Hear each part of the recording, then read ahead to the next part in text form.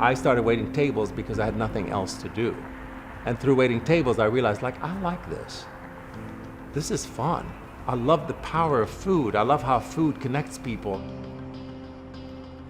My name is Andy Shallal. I graduated from Catholic University in 1975. Catholic University was a very special place for me because when I started Catholic University, I was 14 years old. My brother and I were both combined in the same grade. I caught up with him in high school, and we ended up going to school, Catholic University, together. I remember driving into school and being very, very nervous, not knowing what to expect and knowing probably I'm going to be one of the youngest people in the school. We had gone to Catholic schools when we were back in Iraq. The Catholic elementary schools and Catholic high schools were considered some of the best run and the best educated. So the minute my parents saw the word Catholic in the university, they assumed it was going to be a great education. I didn't feel at all, just by going to Catholic University that I had to become Catholic. That wasn't the issue. It was a well-rounded liberal arts education. I was very happy with it. It had a very rich international flavor to it. I remember that was kind of our safe harbor. They had an international student house where we spent most of the time, my brother and I both. We used to drive in, we were commuting students. So we drove in and we'd spend almost the entire day at the international student house, meeting other international students. There was a lot of us. And the other part was the shrine cafeteria. That's where we hung out most of the time and drank endless cups of coffee. And we stayed there the entire day, practically drinking coffee, talking, maybe studying once in a while. But it was a great community, that's for sure. Thanksgiving has always been one of the most special holidays in my life. My father had a business when we were growing up, and the only day that it was closed was Thanksgiving Day. And that was kind of like the day that nobody had to think about the business, nobody had to worry about it. We were all home together. And that was really, really special. So we used to do, some of the traditional stuff like the turkey and all of that, but we also had some Middle Eastern food. We had the hummus and we had the kebabs and we had all these things along with that. So it was always a very special time for me. I always look forward to this time of year. I am moving toward veganism more and more. I'm eating less meat these days, and the idea of turkey doesn't excite me as much as it used to at one point. So we decided to try today a vegan dish made with curry. It's velvety, it's delicious, and it hugs you from inside. You know what I mean? It's like during the winter time, you need that internal hug. And I think beats any turkey any day. Poor turkeys, let them be. Eat some vegetables.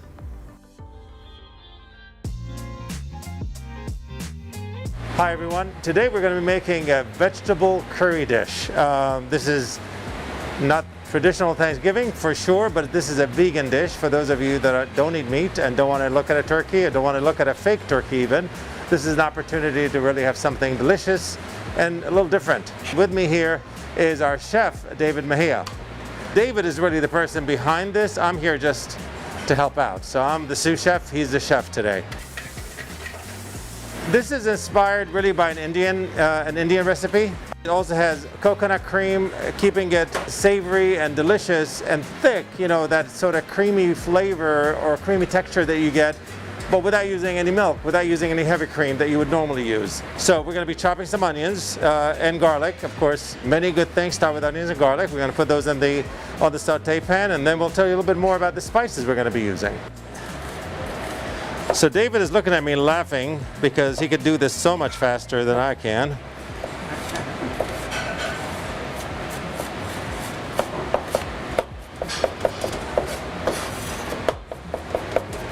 The other main ingredients are, the other vegetables. We're going to have potatoes.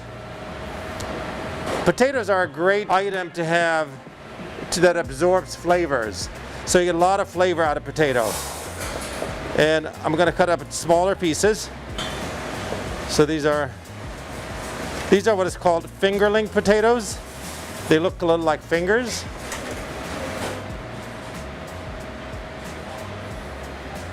Okay, we have the potatoes here. Now I'm going to cut the carrots.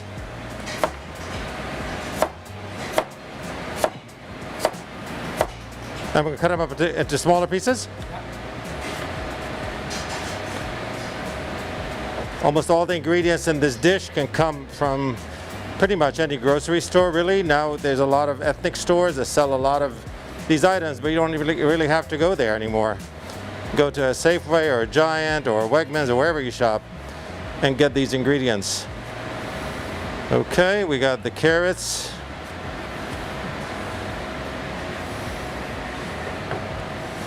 Okay, we have a little bit more. We're going to chop this. That's cauliflower.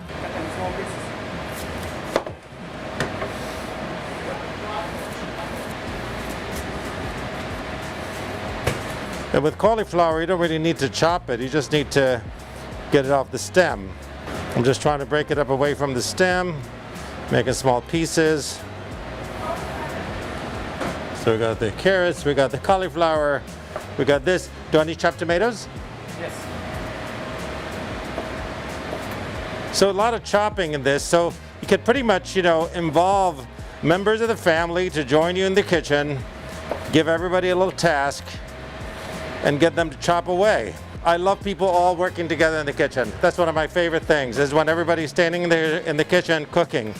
People love to get involved.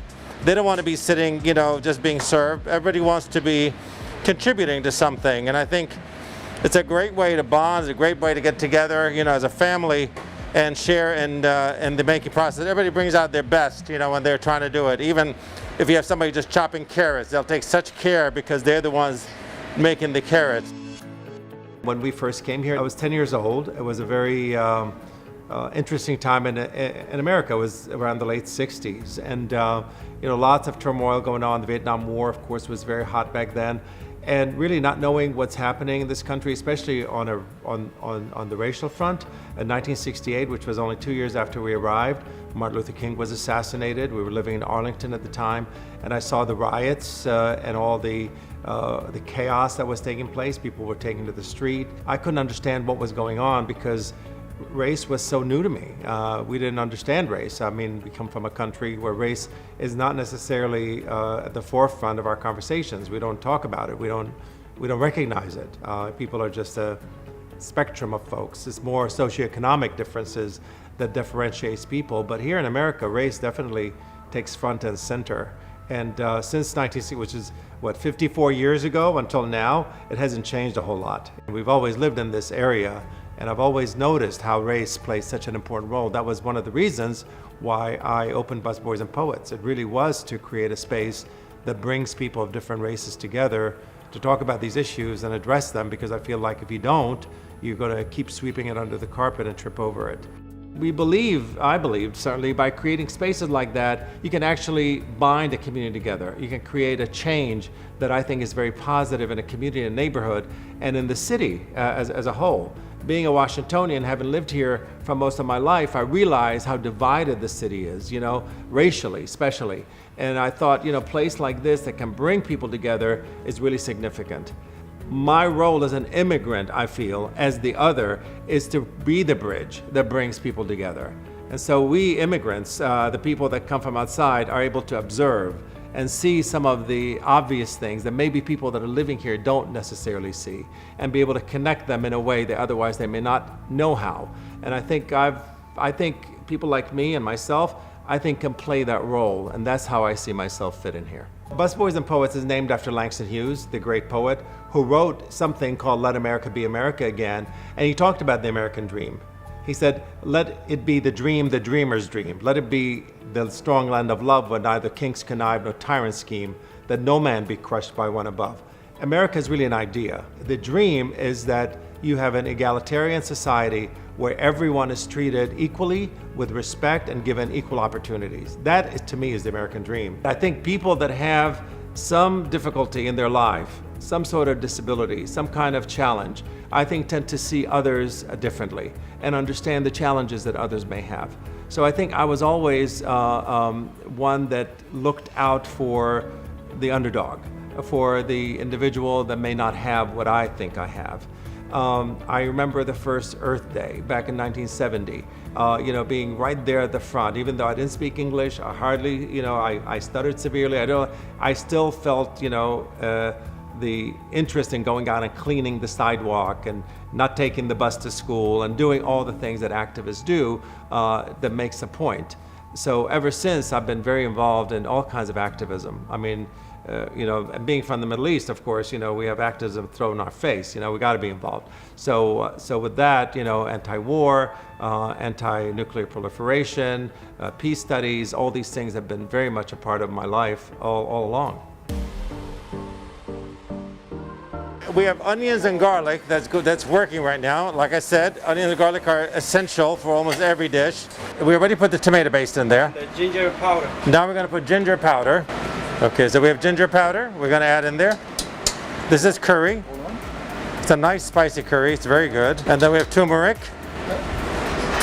And then we have cayenne pepper, so it's going to be spicy. White pepper. A little cumin.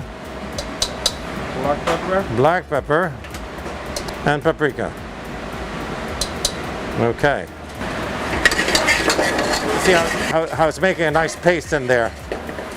A nice thick paste. And now a little bit of vegetable base. A very good quality vegetable base.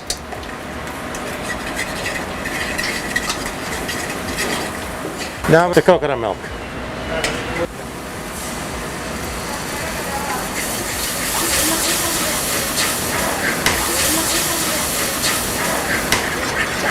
So now you're creating the base for the dish. Once the base starts to get hot and boil a little bit, then we'll start adding some of the vegetables. So this sauce will thicken as we mix it. And then we'll cook the vegetables here. Once those cooked, then we'll add them together and combine them. You keep stirring it so it doesn't scorch. We're gonna lower the heat.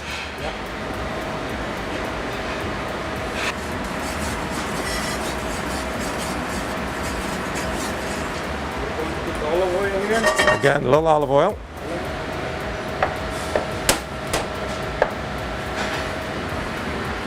So here we have the vegetables. Carrot. And then cauliflower. We're going to put some more garlic. Okay, we're going to saute. So the vegetables that take the longest to cook get put on the stove first, so they become a little bit softer. We have carrots and cauliflower and potatoes, and now we're going to add some garbanzo beans.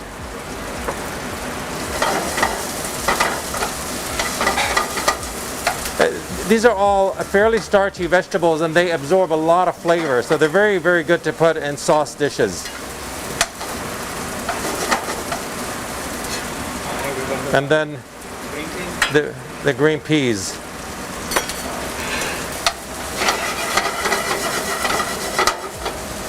And last is, of course, the tomatoes, which don't take a lot to cook. See, it's like a medley of all kinds of vegetables and things in there. Now we're going to put the sauce on top of everything.